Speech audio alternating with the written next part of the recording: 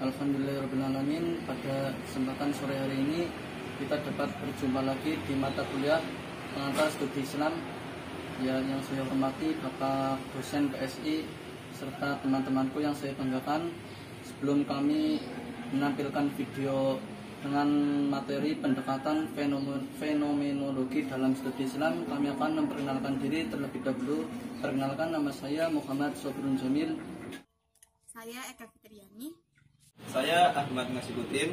Baik, pada materi yang akan dibahas pada sore hari ini, yang pertama yaitu mengenai pengertian pendekatan fenomenologi, yang kedua karakteristik pendekatan fenomenologi, dan yang ketiga yaitu objek penelitian fenomenologi, dan yang keempat menjelaskan tentang langkah-langkah pendekatan fenomenologi menurut Criswell.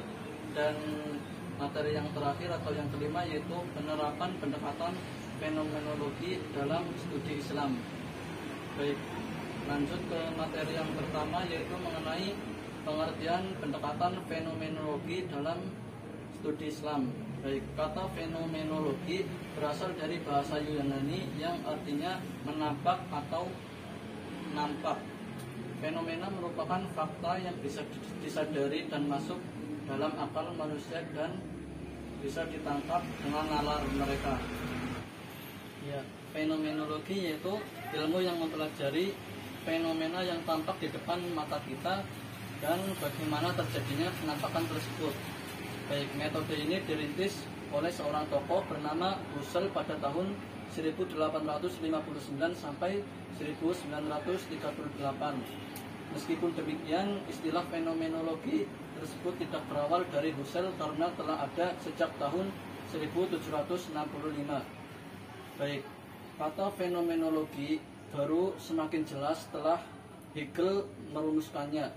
Menurutnya, fenomenologi adalah pengetahuan sebagaimana pengetahuan tersebut tampil atau hadir terhadap kesadaran manusia. Nah, lanjut ke materi yang kedua yaitu mengenai karakteristik pendekatan fenomenologi. Ya, ada dua karakteristik dari pendekatan fenomenologi. Yang pertama yaitu pentingnya netralis, artinya seorang pengkaji diharapkan untuk sementara mengesampingkan pemahaman dan komitmennya terhadap agama yang dianutnya, dan pada waktu yang sama mencoba mendekati agama orang lain tersebut berdasarkan pemahaman dan pengalaman penganut agama itu sendiri. Lalu karakteristik yang kedua adalah konstruksi skema taksonomi dalam mengklasifikasi fenomena, menembus batas-batas komunitas agama, budaya, dan bahkan kategorisasi peristiwa sejarah atau epoch.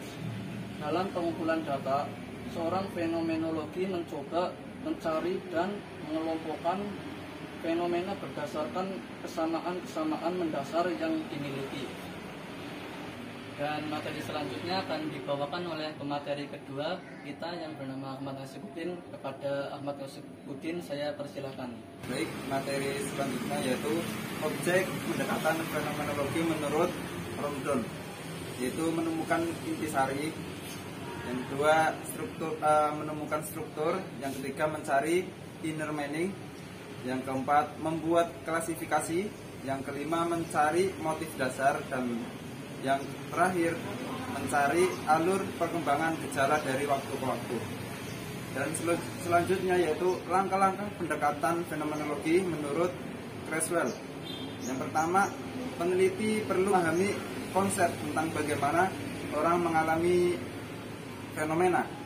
Terus yang kedua, peneliti menulis pertanyaan-pertanyaan penelitian yang mengeksplorasi makna dari suatu pengalaman individu dan meminta individu untuk menggambarkan pengalaman hidup mereka sehari-hari. Yang ketiga, peneliti kemudian mengumpulkan data dari individu yang mengalami fenomena yang sedang diteliti. Yang keempat, menganalisis data.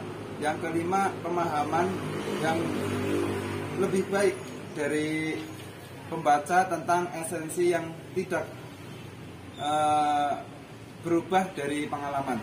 Selanjutnya, penerapan pendekatan fenomenologi dalam studi Islam. dalam mengkaji Islam sebagai sebuah agama, muncul istilah insider dan outsider. Insiden adalah orang muslim yang mengkaji Islam, dan outsider adalah orang luar yang ingin mengkaji Islam. Dalam penerapan fenomenologi, Fazlur Rahman berpendapat bahwa Al-Quran dan hadis harus tetap menjadi titik rujukan normatif. Menurut Al-Quran dan hadis harus dapat mengontrol atau bahkan memodifikasi metode fenomenologi. Demikian materi dari kelompok kami.